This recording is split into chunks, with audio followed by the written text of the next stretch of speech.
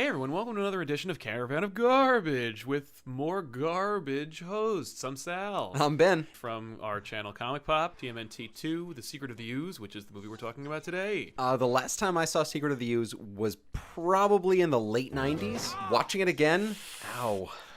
It does not hold up. It hurt. The intro is actually kind of amazing because there's this, I think it might be one of the best things in the movie, and it's this amazing pizza shot of montage. pizza? Yeah! It's just New York and people eating pizza, and because of course this movie was made, it was rushed into production. They were like, TMNT1, $13.5 million, makes $135 million. So they're like, we gotta get this movie out now. And so like pretty much within strike while the iron's hot. Within a year, this movie is in theaters. And they were like, what are we gonna do to hit on those immortal themes? Pizza montage. And then it all ties into a new character. Kino. Pizza delivery boy extraordinaire. Did he mention that he practiced martial arts? Not only a deliverer of pizzas and kicks, Kino is also a deliverer of sick burns.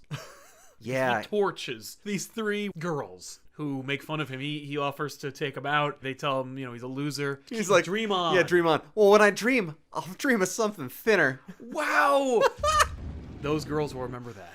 The girl that spoke to him looks at him like, that wasn't in the script.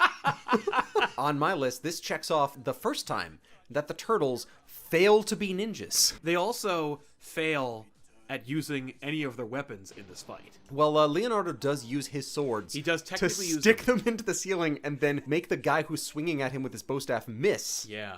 And then kick him in the face. Right, and that's pretty much the last time you see those swords being used in any way by Leonardo. Yep. And thus you will notice a depressing trend. They had so much trouble editing out all of the nunchuck stuff from the previous movie. Why don't we just forego the nunchucks altogether?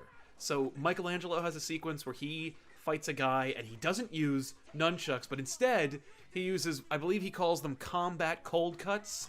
Yep. By the way, they cut out that scene in the UK because it was too much like nunchucks. But don't worry, because you'll never see Mikey use nunchucks again. Which is, who's the chucker? The nunchuck is the thing that defeats Shredder in the last one. Donatello can use a bow staff because it's really just a stick. And in the UK, like, everyone uses a walking stick. Look at Gandalf. Donatello, different voice. Corey Feldman's gone. Yeah. That sucks. And at least you have Leo and you have Mikey who are the same. And yes. The person doing Raph is different. Yeah. But they do a good Raph impression. He's trying. It's close. Yeah. Like, if you listen to it hard enough, you realize, wait a minute, that's not quite right. So then you get Leif Tilden and I'm like, pass. Like, I'm out immediately. Oh, also, the animatronics are still done by Jim Henson's Creature Shop, or at least theoretically.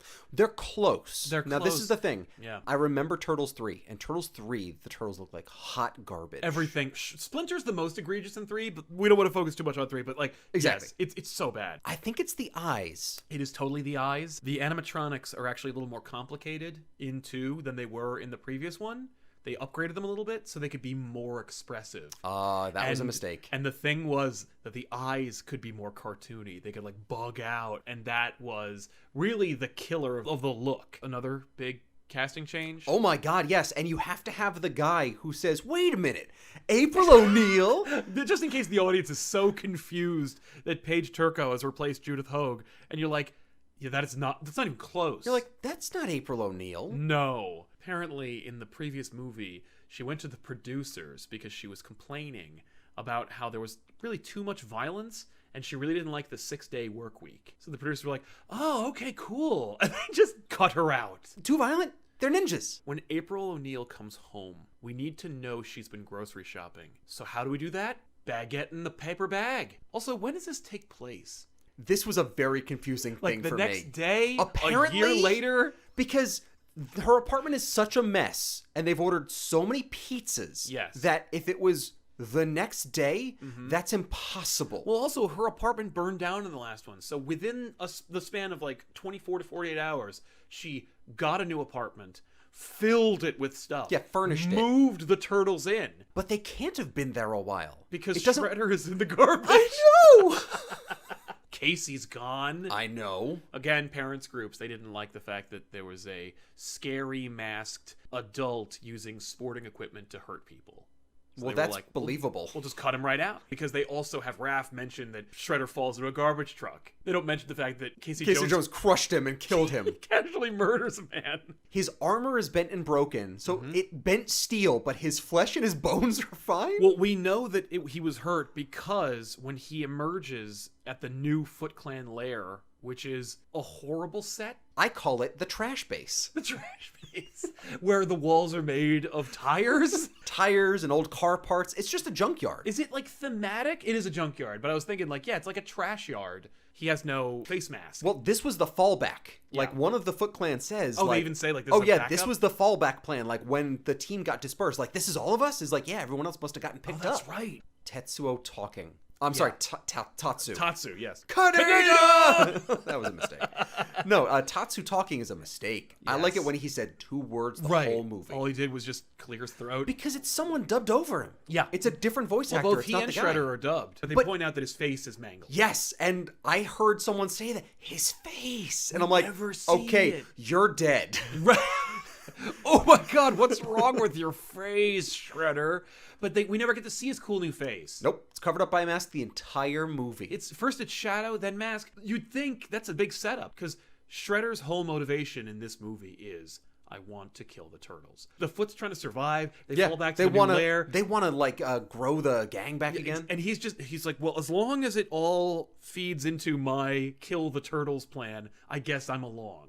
Jordan Perry, not Baxter Stockman. Okay, that is egregious. What the hell? That's like mistake number 25 in this list, but it's I couldn't believe it. It's another one of those things where it's like, okay, you made 2. You're going to make it more like a cartoon. Okay, fine. I get it. The cartoon influences. Mikey can't use his weapon. Like, none of the turtles can use their weapons. If you're going to have all these cartoon influences, give me Bebop and Rocksteady, give me Baxter Stockman. Give me something close to the turtle lore. Right. Hey, how about Krang? No.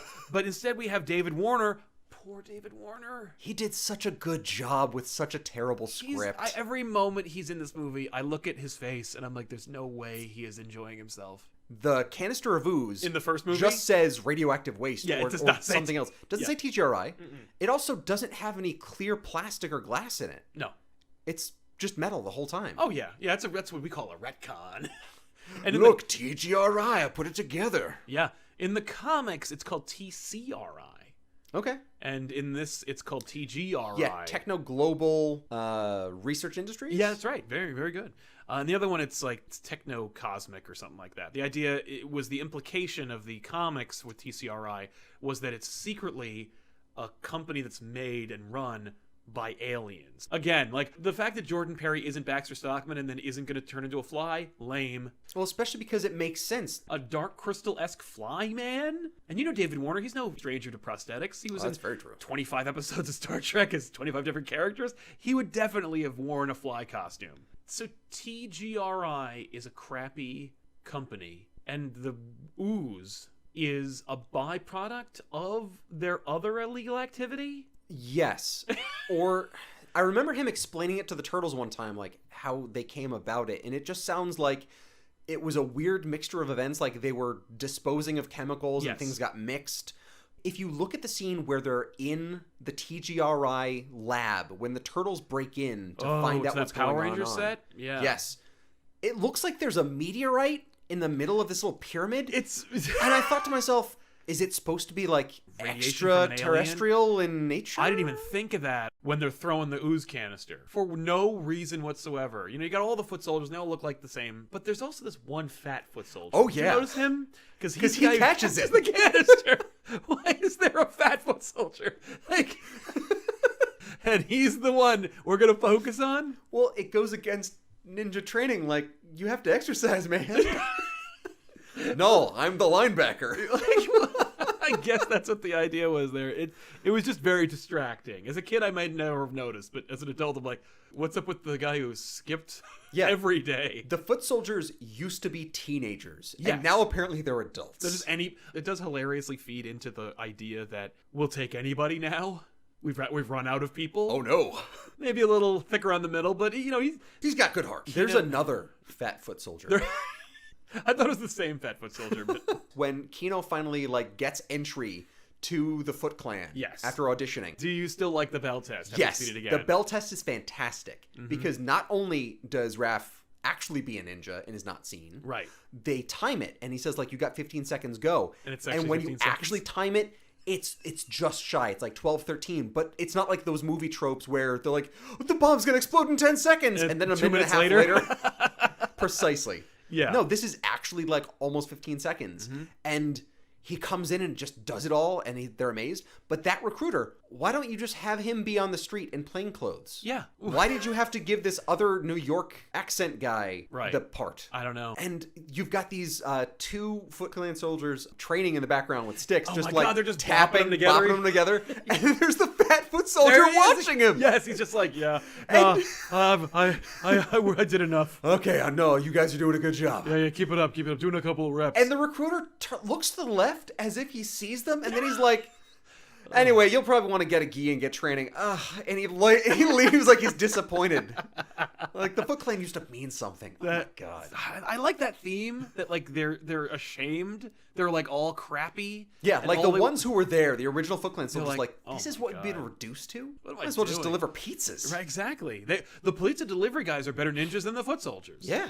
So then, of course, Shredder has to find, as he calls it, the 2 most vicious animals they could find. Yep. That is to say, not a rhino or warthog. Can't believe that if they weren't going to use Bebop or Rocksteady, Yeah.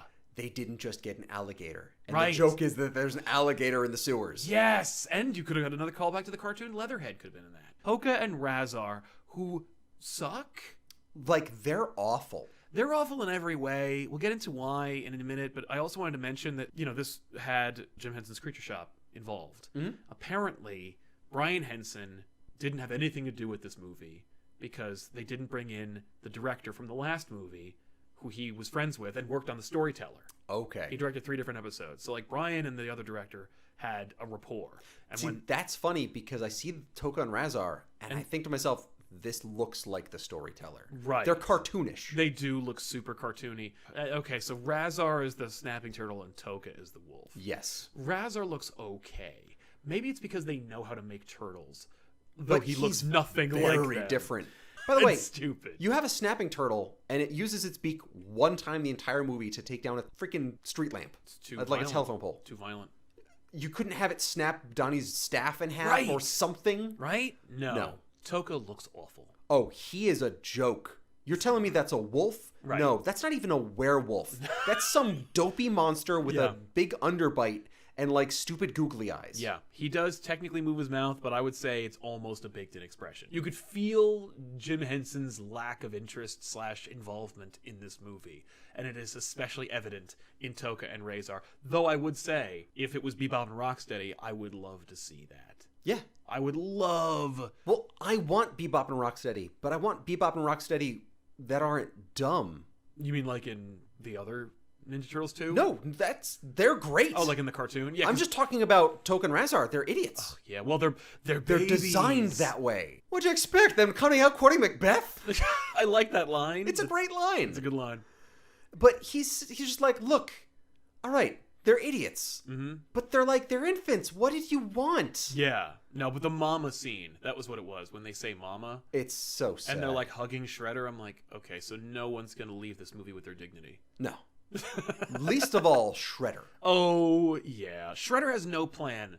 He is more aimless than the last one. Remember when Shredder used to run a criminal organization that would steal from people and make money and recruit, like, martial arts kids and, like, trick them into believing that they were a family and that you had to rely on them and that had no one else, and he actually, like, knew martial arts? Right. Instead of failing to fight the turtles multiple times and then just being an idiot. Yes. Although, did you notice on Shredder's new outfit how fake his spikes look? Yes. They're like clearly foam. Anytime he makes any movement, they wobble. Oh, and he doesn't have the ones that are on the back of his hand, Oh, the no. big ones. That would be too dangerous. Oh, way too Too dangerous. scary. I will say, Frank Megatron Welker plays both Toka and Razar, and every animal in any cartoon in the 80s and today. Once I heard that roar, I'm like, I've heard that roar in like 12 different cartoons. You got me. Which is still pretty fun. Then, of course, they capture Raph. We got my favorite joke in this, which was the little too quiet, little too Raph scene. They do it too much, and then they say, hey, there's Raph. Then Mikey's always joking around. Mikey is incessant. By the way, this is before the debut of Toka and Razar. Yeah. They've captured all the turtles. We have had multiple sequences in which Shredder says the only thing he wants to do is kill the turtles. He catches them in a net. And he's going to drop them on spikes. Why? Garbage spikes. Why do you even have Toka and Razar? I don't know. You literally are about to kill them. And the only reason they survive is because Splinter shows up, the one you should be trying to kill, with a bow and arrow, who then just fucks off. Yeah, he leaves. He's the smart one. He's like, okay, well, I'm done. Lame. There, I saved you guys, you jerks. Yeah. You disappoint me. You're not ninja at all. That scene when Mikey drops the pizza into it, still funny. Yep. You got me. It's because he looks, and then Donatello just keeps stirring, looking back and forth nervously. Like no one rats him out. They just go like, oops. Yeah, this will be fine. Perry talks about the fact that when he made the mutagen that made Toka and Razar, he put in a contaminant to make them intellectually inferior. Yeah. He says this. Right. And my basis for this says, intellectually inferior to what? To their greatest potential? I don't know. Your basis for what the mutagen can do first time was an overgrown dandelion. Right, you have no basis for comparison. Did you make a dumber dandelion? Exactly. No. You didn't know the turtles existed until after you made Toka and Razar. Yes. When they rescue you. David Warner is covering up his company's mistakes, getting rid of the canisters. It's the last one. Oh yeah, Shredder gets it. He makes Toka and Razar with it. Yes. And then there's another one. There's another one! Shredder has more ooze. We're at the Vanilla Ice concert. He breaks out the ooze and he's like, "Oh, I've got this." Where'd you get that? You can't have that. Did you make more? You used that. What?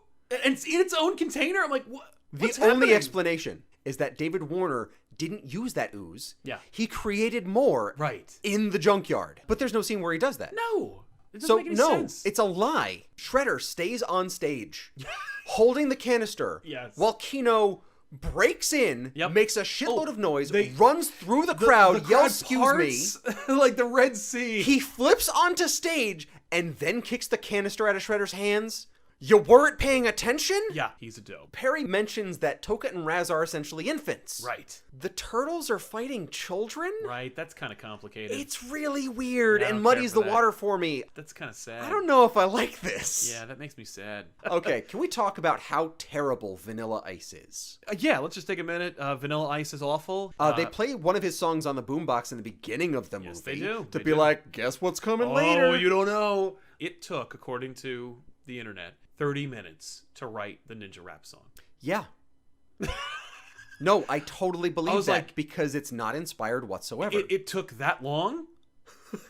At some point, Vanilla Ice gets the idea to make a song. Oh, yeah, he's like... He doesn't know who the turtles are. That's like some of the best acting in the movie is when Vanilla Ice is looking at the fight and then pretends to come up with the rap by himself. Where he's like, I know what I'm going to do. Yeah, here it comes. The DJ starts it. That's right. He sees the fight and he's just like, I better put a beat to this. Yeah, here we go. So Shredder drinks all the mutagen. He steals the mutagen back. He drinks it. I guess. Like he has to. And it mutates his armor. Which makes no sense. And paints abs on his shirt. Yeah. It's like from a Halloween costume. What's so disappointing is that Shredder has sucked the whole movie. Yeah. So finally, he does something interesting. He drinks the mutagen and he gets huge. We get a good shot of him for maybe 15 seconds at most. He doesn't do anything. And then he just kills himself for no reason. Now, I will give them props. Yeah. And I'm reading into it. It's the inferior intellectual version of the ooze. Oh, that's right. Oh my God, you might be onto something there. It made him dumb, and he was already dumb most of the movie. Yeah. And the turtles don't even fight him. No. Leo even goes up to him and's like, "You have to stop!" Okay, Shredder, come on back to the lair with us. Like, look, we were all having fun in games before. I know we killed you in a garbage truck, but like, come on, man. We don't hang out with him anymore. It's cool. Yeah, we had to get rid of Casey. He's a bit of a murderer. Just random things. One, the turtles' range of motion is much better. Okay. The kickflip things they do, that they keep doing throughout the movie, Those are people in suits doing full flips. Oh, yeah. Amazing. It's impressive. It's so impressive. Speaking of the suits, this was something I noticed with Toka and Razar. Yes. The turtles have pads on their knees and their elbows to hide the joints. It's costuming. Yeah. Because you can't have them move with full range of motion if it's one piece. No. Of course not. Not even like foam rubber. It's going to look bad. So they had a way to cover that up. But for Toka and Razar, you have essentially like cloth wrapping around their knees and their elbows. And this isn't costuming. They came out of the cage that way. Yeah. Which means some foot soldier had to go into the cage and dress them and was probably eaten. Right. Because they didn't come out when the cage is open. Oh my God. That's a dark interpretation. I didn't think of that. I remembered the subway layer. Yes. I thought they found it in 3. I did not remember that they found it in 2. I love the lair. I love the layer. It's great. But you're telling me that there's a part of the New York subway system they don't know about. that they don't know about that has power and it's not overrun with the homeless already? It's the kind of place that I was like, yeah, as a kid, I'm like, you nailed it. I want to be there. I want to hang out there. They did want to put Bebop and Rocksteady to capitalize on the cartoon, but Eastman and Laird, the creators of the Ninja Turtles, who had producer credit, said they didn't want it to be like the cartoon. So Eastman and Laird are actually the reason why we don't get Bebop and Rocksteady. That's a shame. Such a shame. Because the first movie is a great tribute to the Turtles. I think it's just a perfect blend of everything that people like about the Turtles, where it's like, it's great. It's got the grit of the comic. It's got the fun of the cartoon. It's a perfect marriage. Yeah. The whole movie is called The Secret of the Ooze. There's a mystery about who the Turtles are. It isn't a mystery. It was an accident. And that's why I was expecting that, like, weird meteorite or thing to be from space. Like, no, that's the secret. It's extraterrestrial. Right. And then you can tie it in with Krang and Dimension X and all that kind of stuff. Yes. That would be great. Right before they feed Toka and Razar the donuts. Yes. Raph says, "Are you sure this plan's going to work?" And Donatello says, "They'll eat anything." How do you know? Yeah, you haven't seen them eat. No. This is my final note. They spelled Michelangelo wrong in the credits. What? That's insane. For me, that says everything about this movie. Because it's just, who cares? Who's going to notice? It's like the people who made the movie are the 2 music producers at the club scene. Yes. Where there's like, call the police! Call the police! Quick. Okay, I've got the police. Why do you want the police? They love it! I'm sorry, they love it.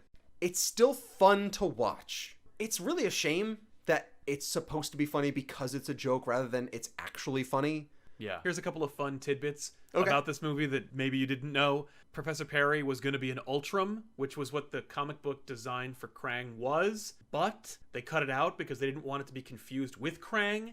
They didn't want kids to think that Krang was going to be in the movie. The guy who played Michelangelo went up to Vanilla Ice when he came onto the set and gave him a hug. And one of Vanilla Ice's bodyguards gave him a push. And then the rest of the Turtles came to his defense, and then there was almost like a brawl between Vanilla Ice's bodyguards and the Ninja Turtles. Who doesn't want to be hugged by Michelangelo? Teenage Mutant Ninja Turtles 2, The Secret of the Ooze. The secret is, it sucks. But shh, don't tell anyone. Don't tell anybody, because you want to trick them into going to see it. I guess, I don't know. Yeah, if you saw it, you have to trick somebody else. That's right, it's like The Ring. And if you like this, maybe check us out over at youtube.com/comicpop. But in the meantime, it's a great show here on Mr. Sunday.